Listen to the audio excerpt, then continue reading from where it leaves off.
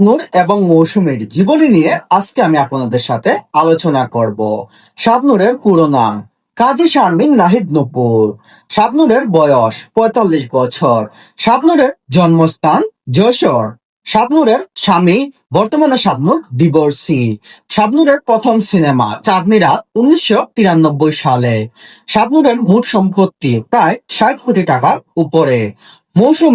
মৌসুমীর পুরো নাম আফিয়া পারভিন জামান। মৌসুমীর বয়স ৫১ বছর। মৌসুমীর জন্মস্থান সাতক্ষীরা, খুলনা।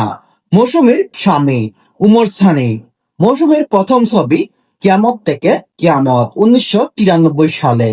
মৌসুমীর মোট সিনেমা প্রায় ২৫৬টি। মৌসুমীর মোট সম্পত্তি প্রায় ৭ কোটি টাকার উপরে। আপনাদের মতামতে কে সেরা, মৌসুমী নাকি শাবনূর? কে হতে পারে আপনার দেখা